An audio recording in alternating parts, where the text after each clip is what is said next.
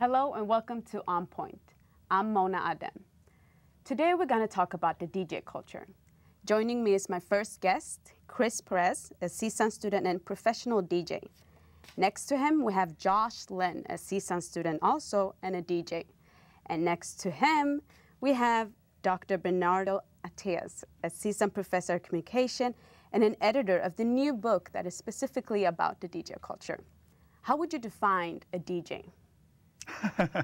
Well, that's a great question because that's what a big part of a couple of different chapters in the book are going to be about.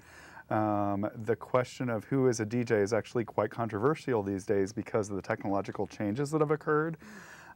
So if you go back to the 1980s, 1990s, most DJs were using vinyl.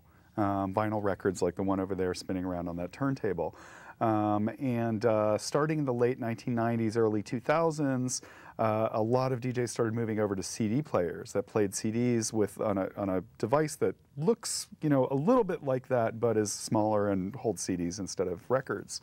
And then later on, probably about 2004, 2005, a lot of DJs started switching over to computer-based systems, whether using software called Serato or Tractor, or using other systems that are built into the computer where they're DJing straight off the computer and maybe with a little box of buttons and knobs and that sort of thing. So there have been debates throughout the period of all those technological changes about whether a real DJ has to use vinyl or can use CDs or can use a computer or can use some other sort of device to actually play music.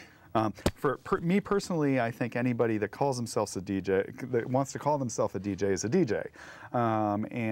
If they play music, for people to enjoy and they mix songs together, that's okay with me if they want to call themselves a DJ. But those questions raise questions of, authenticity. What does it mean to really be a DJ? Do you have to learn to match the beats of two different songs on your own to be called a DJ? Do you have to, play within a certain genre to be called a DJ, that thing? It also raises questions of virtuosity. What makes, what kinds of skills must a DJ possess? I already mentioned, matching different beats. Many people think that's an essential skill for a DJ. These days with computers, you don't have to learn it, and you can make it, you can make two beats match together with a little button that's called sync, that will automatically do the math and put the two songs together. So a lot of old school DJs are upset that they're not a real DJ if they don't know how to do that by ear. Okay. What inspired you to start DJing? This is a question for everyone here. Oh. But I will start with you. You want me to start? Yeah. Okay. I ever since I was a little kid was obsessed with music and with sound, and I used to have a little tape recorder with a record and play buttons that was like a self-contained unit, and I would put that next to the radio and tape songs right off the radio, and then tape a bunch of songs that I liked, and then I would actually cut the little tiny strip of tape and make new juxtapositions with the strips of tape, and I didn't know what I was doing. I was just messing around with it, and I thought it sounded cool. So when I first, probably in the early 1980s, I first realized that there were these people called DJs that did that with records, and I thought it was the coolest thing ever. And I wound up playing a party, it must have been 1983 or something like that, for a summer debate workshop. And I had a turntable. It wasn't as nice as that one sitting right there. That's a true DJ turntable. I had like an old belt drive turntable, and I had a cassette deck, and I had a little mixer where I could plug the two in. So I played a cassette, and I played a record, and I played it, and that was my first experience DJing. That's kind of how I started. Then later in college, I DJed on the college radio station, and that's where I really picked up more about that. That's the first time I saw those, was on a college radio station. But yeah. And Josh? Well, like you said, I've always been obsessed with music. Since I was a little kid, I played the piano for about 12 years, and I didn't start DJing until I got to college, but my fascination with music was always there. I was playing the drums, the instruments, you name it, and I just loved how the DJing was an art. It was more than just mixing two songs together. It was turntablism and more than just pressing the buttons. And so when I got into it in college, it really opened my eyes, I guess you could say, and I just fell in love with it. And ever since then, I haven't stopped. Chris? To be honest, when I was young, my dad was a DJ, and he DJed during, you know, the beginning of the hip hop era. So as a kid, you know, I saw him doing it, but at first it wasn't like a, you know, hey, he's doing it, I want to do it. It took me some time. You know, I was really into baseball. And what got me, to be honest, to be a DJ was my brother was practicing. He was practicing with some old, you know, Gemini turntables in the room. And he did a scratch. You know, I was about like 13 years old. He did a scratch. He moved the record back and forth. And I thought that sounded so cool. Like, I went into the room, I bugged him again. I was like, hey, do that again. And he looks at me all weird, like, what do you mean? I'm like, no, just do that again. Like, you know, move it back and forth. And he did, you know, made the little, you know, little sound. And, you know, after that, I was like, hey, that's so cool. But, you know, like older brothers do, he kicked me out the room. You know, kicked me out. I was like, okay. And then when I turned 14, 15, I started going with my dad to his gigs. And just, it came alive because I could just tell how they responded to the way he played so well. And I knew it was more than just playing music. Because, you know, my dad had a DJ partner, and he was good. I mean, he taught me a lot of what I know about DJing. But when my dad would go on, the dance floor would just ignite. It would just, you know, he'll play a lot of funk breaks, old school, disco. And by the way he played, he was a really good mixer. He knew when to play the right song, how to play it, when to bring it in, when to tease the crowd, thinking that a song was going to come in, he'll stop it. And, you know, from there on, every time I'd get out of baseball practice, I'd go home and I'd practice for hours, just hours. I mean, I wanted to scratch so bad, but my dad's like, no, you need to learn how to mix. So, you know, I'm going in there, I'm digging through records, and it's funny because a lot of new DJs in this era, my age, they don't do that. I mean, I was fortunate to have a father who was from that era, so I got to see what it was. Because to be honest, I'm a young cat with the old soul. Like I play a lot of the new stuff, you know, but deep down inside, when no one's watching, I'm playing the funky stuff. So a lot of it does probably go to my dad and just my love for it. You know, I was in that room, that basement for hours. Sometimes I even fell asleep. Just wake up like, oh, I gotta go home, you know, Yeah. But that's what got me. Okay, the next question is also for everyone. I will start with you, Bernardo. Who was your greatest inspiration? Wow. If you have one. If I just had one, gosh, I mean, I don't think I could stick to just one. You know, we were talking about Qbert earlier. Qbert is an amazing DJ and an amazing performer, you know, and what I really loved about Qbert is his commitment to spreading his knowledge. You know, he does videos about how to scratch. You know, he has Qbert Scratch University now, so students can go online and and he'll actually, you can upload a video of yourself scratching and he'll critique the video. You know, that really, I mean, I'm an educator, of course, as well as a DJ, and I'm to me, this is a fascinating kind of knowledge that started out underground. And it spread underground. I mean, it wasn't until, maybe 12, 15 years ago, maybe not even that long ago, that DJ schools started opening up and people could actually go to school and learn to DJ. You know, prior to that, it was just you watched other people and said, oh, what they're doing, I want to try that, that looks cool. And so it's this knowledge that kind of spread underground, and there were different attitudes about spreading the knowledge. There was a time when, in the 80s when I knew about some DJs who would soak their records in water to wash off and soap to wash off the labels so that other DJs wouldn't see what track they were playing. You know, they wanted to hide what the, so there were some people that were protecting the knowledge because they didn't want other people to do it because they thought they would copy them. Whereas, Qbert's attitude was the exact opposite, and I really respect that, where he was just like, I learned this thing, you can do it too, check it out, this is all you got to do. Yeah. Josh? I do have to agree with that, because you look at Qbert, and when you're one of the best in the world, you really don't need to protect any knowledge, because for Qbert, with his idea, he was just like, look, I know what I'm capable of doing. I'm renowned, world renowned, and so I'm going to spread the knowledge. For me, growing up, I was introduced to hip hop through my dad. And growing up, I listened to Run DMC, I watched Jam Master Jay, Funk Master Flex, Mix Master Mike. So growing up, watching all of those guys on YouTube and all of that, it really just kind of got me hooked. And so that was probably my biggest inspiration, because I wanted to be like that. And for me, though, when I was DJing, Chris was actually my mentor. So when I first learned to DJ, I had to teach myself, I had to do all that. But Chris is really the one that kind of molded me and taught me. We're both from the same hometown, and so he really kind of refined me to what I am right now. And even now, I still have a lot of room to grow and improve, but I do have to say, you know, one of my biggest inspirations right here. Appreciate it. Thank you. And then Chris. Back to that thing about knowledge, which is true. It's hard to say, you know, pick one person who's inspired you because, I mean, I would say my dad, his DJ partner, and neighborhood DJs. There was this thing in the neighborhood where I'd go to like a party, and you know, I'd look at the flyer and go, let me go check this guy out, because everyone was talking about him. You know, I'd go to the house party. These were house parties in like LA, you know, Alhambra, you know, and you'll go and you'll see him do something crazy, and you're like, man, like, what is he doing? How's he doing that? Like, and then I used to be scared in the beginning because I was afraid that, like, nah, I'm not showing you that. Like, you know, he has power, you know, like, that's what separates him from other DJs. But nah, I mean, there was a time where I went to a party and I saw some guy named DJ Madisco, and he was doing some weird scratch with like his 3 fingers, like a crab scratch, and he was making the sample like wobble. Like, it sounded so futuristic, and you know, I tell him like, hey, how do you do that? And then he told me, oh, some guy named DJ Prism taught me how to do that. And I was like, well, who's DJ Prism? Let me go find him. Let me go see who he is. So it's the spreading and sharing of knowledge that makes the culture, like, brings you together as one, you know. There's gonna be a couple times where, you know, some DJs are gonna, like, they'll teach you, but they'll kind of tease you like, I'll teach you one day. And with you're there like, no, teach me now. Like, no, you gotta earn it. You gotta wait, you gotta earn it. But yeah, like, he taught me, he really introduced scratching to me, and some, you know, this neighborhood DJ, really famous neighborhood DJ named DJ Prism, he taught me how to do wordplay.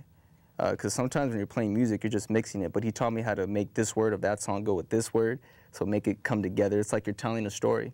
He taught me how to do that, and there's a guy named DJ Apil, who he mixed music so well, you couldn't even tell when the song changed. That's how good he was.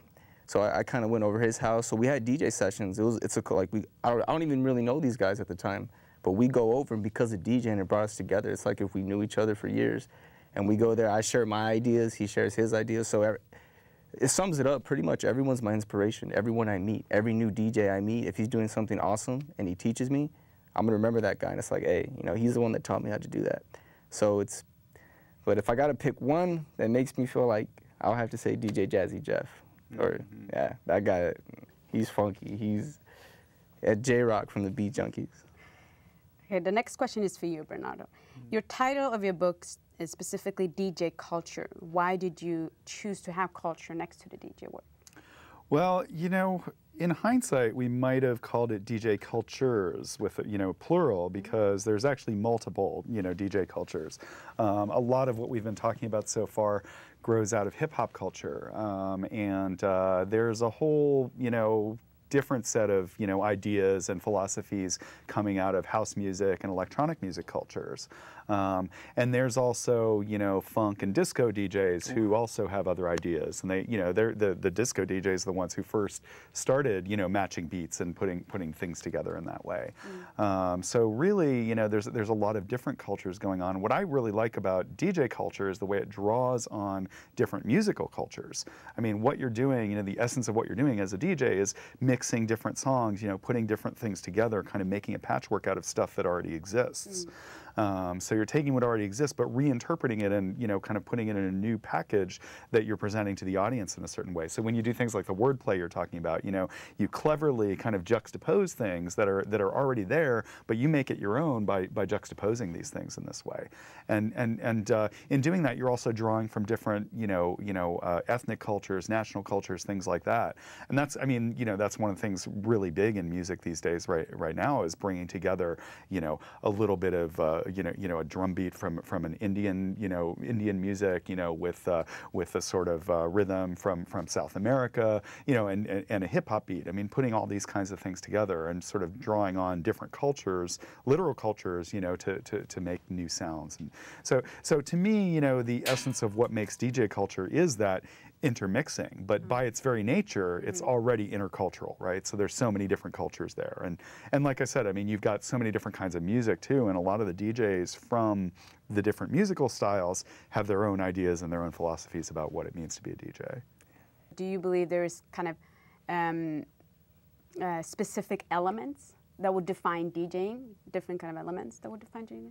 I mean, again, for me, it's that mixing and juxtaposing and kind of creating something new out of what's already there. Okay. I think some people would emphasize certain skills. You know, again, there's people that say, you know, absolutely you have to have X, Y, and Z skills to be a DJ.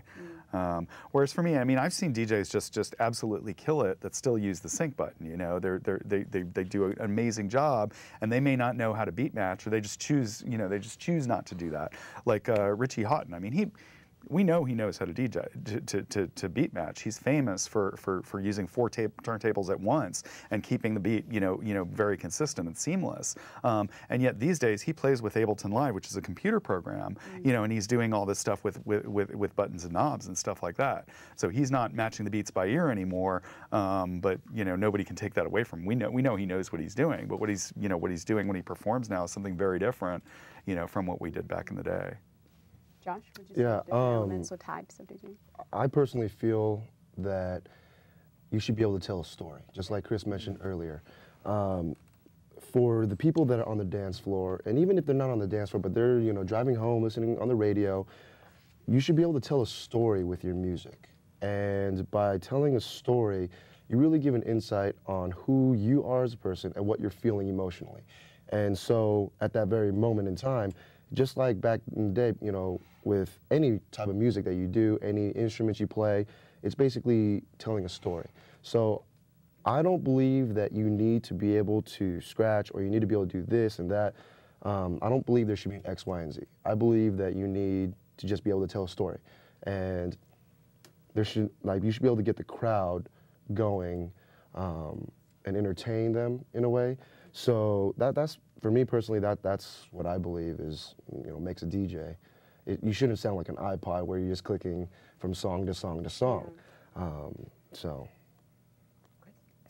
Yeah, I used to be really bitter about the topic of what defined a DJ because I was so into, you know, turntablism and, you know, scratching and wordplay and doing tricks.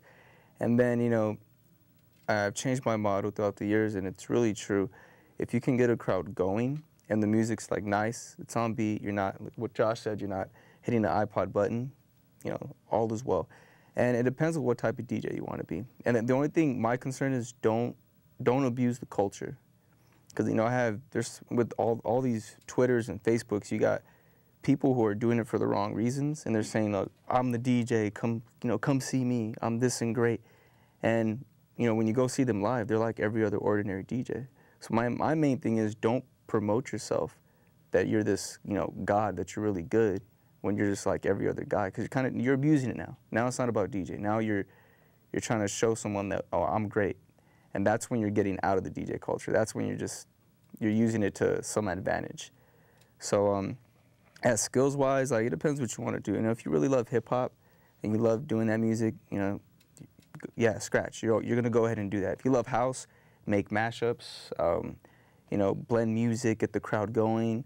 I respect that too. As long as you get the crowd going, that's really all that matters as to define a DJ. But, you know, DJ, you do have to be a little bit knowledge. You have to have some music knowledge, and, you know, not just anyone could go up there and be like, oh, I can get this crowd going. I can do it. And if he goes out there and he does, he's a DJ. He's good. But that's my take. I mean, as a DJ, you should be able to react off of, you know, feed off of the crowd's energy. So if the crowd is feeling a certain type of genre of music, like, you know, EDM, which is electronic dance music, you know, you got to play that. But if they're a hip hop crowd and they want the top 40s hip hop of what's popular today, you know, you got to play that too, because if you're playing house music while they're a hip hop crowd, they're going to look at you like, what is this? You know, this is not what we came for. This is not what we enjoy. This is not what we want. So as a DJ, you should be able to feed off of it and, you know, tell a story that way. Yeah, and having more skills as well, it does help you when you play live. A lot of the times, out of nowhere, I'll throw some salsa merengue into my sets, and people, you know, they enjoy it, and I'll mix that with hip hop. I'll mix hip hop with Spanish rock. I'll mix EDM with, you know, a classic, you know, Michael Jackson song like PYT, and it gets the mood going. And because I know how to scratch, that helps too. And because, you know, I can feed off the crowd, that helps too. So it makes your job easier. I'm saying you don't have to have those skills. You're going to be a good DJ either way. But if you do have those, it's not going to hurt. It's going to help you out more. When it comes to technical changes and music taste of changes. How do you keep up with the skills? How do you keep up, you know, to redefine your own kind of style, to keep up with the pace? And see, that's the reason why I'm not bitter about the topic no more, because technology has helped me out too. I'm not going to sit there and be like, oh, you know, I don't like this new technology. People are just pressing buttons. Now everyone could be a DJ. I matured and realized that, you know, why not apply the old skills that I have from the old school, you know, using this, scratching, mixing by ear, and blend it with the new stuff. Now I'm creating something even, now it's making me like 3 times as dangerous. Like old school DJs, man, like when Serato probably came out for him, you know, it was like cake. Now it's making them even better. So technology is good in a way. And you can't sit here and be like, you know, oh, like, no, we have to keep it this way. No, like, that's the way life is. As the years pass by, technology is going to advance. So, yeah. I mean, I agree to a certain extent, because I'm not the bitter type, but there comes a point where now you've got these applications on your iPad, your iPhone, that quote unquote teaches you how to DJ. And in reality, all you're doing is basically pressing a button to go from song to song, just like an iPod. It just makes it more fancy. Now, that's where I draw the line, and I'm just like, wait a minute, that's not something that would make you a DJ, because that refers to, again, the whole being an iPod kind of deal. And so for me, I love technology. I love how it makes it easier, but I do also pride myself in trying to learn from the roots, you know, and matching through headphones and all that. That goes back to the idea of abusing it, you know? You got the app, I'm a DJ. You know, it took me 4 months for me to actually call myself a DJ. My dad wouldn't let me. He said, you're not a DJ yet.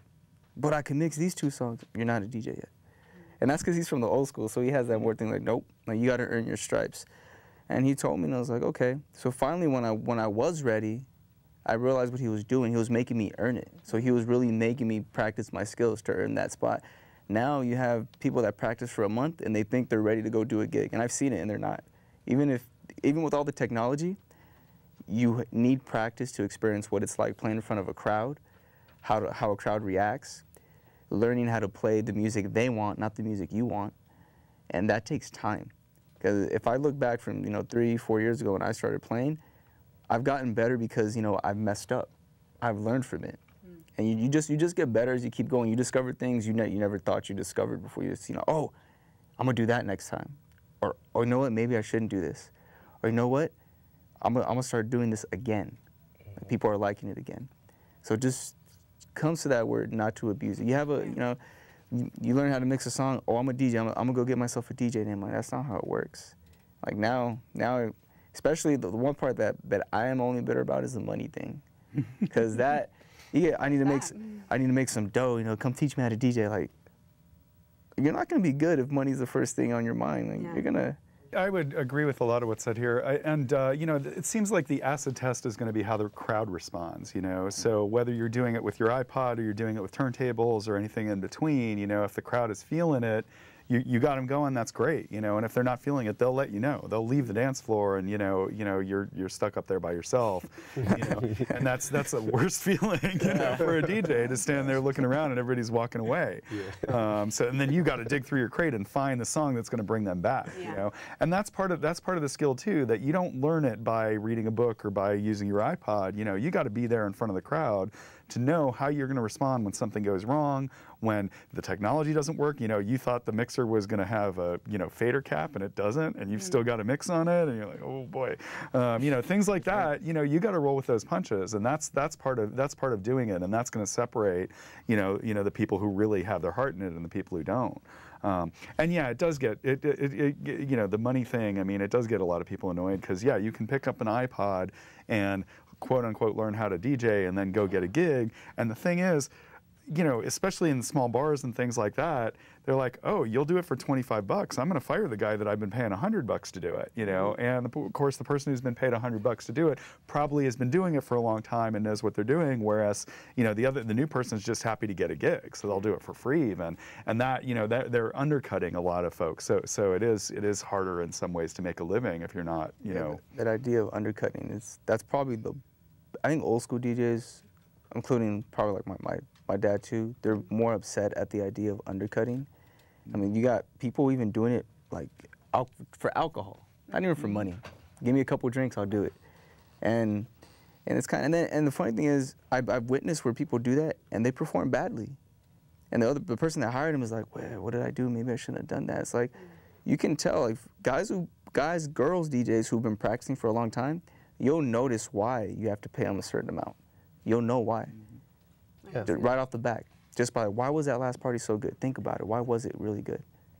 You get what you pay for. You get what you paid for. You do. So everything was It's an art. I mean, we don't take it lightly. It's not something that, we're not trying to take your money. We're not trying to tell you, oh, we're charging you this because, and we're not trying to be expensive, but the amount of money it takes for us to keep our turntables, you know, intact Your and record collection, keep them going, it's expensive for us. Plus, gas is not cheap anymore. So when people try to tell us, like, well, I've got this guy doing it for $20, and we're like, well, we can't keep up with that. And then we go to that event and we see how they DJ, and we're like, you paid $20 for this. This is why you get what you pay for. Yeah. Let me ask you this one. When it comes to gender dynamics within the DJ culture, how would you respond to that? Excellent question. We actually do have an essay that addresses that in the forthcoming book. It's a big issue because most DJs overwhelmingly are men. And on top of that, there's a lot of women DJs who have made it big mostly based on what people see rather than what they hear. And what I mean by that is they DJ in a bikini, or that, you know, and they may or may not have skills, you know, that you know, sometimes they do, sometimes they don't, but they're clearly getting the gigs because they're wearing the bikini, not because of their skills. And that's, you know, that's really frustrating because it sort of plays into a gender dynamic in Western culture generally that's really problematic, you know, where you know men have the skills and women are sort of, you know, fancy dressing to look at, fun to look at, and that's it. And I, you know, the two co-editors with me on the book are both women, and they're both DJs, and they both have stories that are just incredible of where, you know, they're at a gig, their names on the, you know, their names on the thing, they're the DJ. And somebody comes up and sees them digging around looking for a record and says, "Excuse me, can you get the DJ for me? I have a question, you know, or I want to hear a song." And it's like, what you know, what do you think I am? You know, and they assume they're the DJ's girlfriend, you know. So the assumption is kind of built into the culture. So now that said, there are some, you know, amazing women DJs, and they're serving as role models to bring more women into the culture. So I think slowly that is changing over time. But I also think this weird sort of exploitation of you know, the visual aspect is making a big problem. And in some places, I mean, I don't think that's happening here as much, but in some places they're even DJing topless, you know. Yeah. So it's all about the sexual exploitation and not about what they're playing or the sounds at all, and that's, you know, troubling. I want to thank you all for coming today. Thank you. My name is Mona Adem. This is On Point.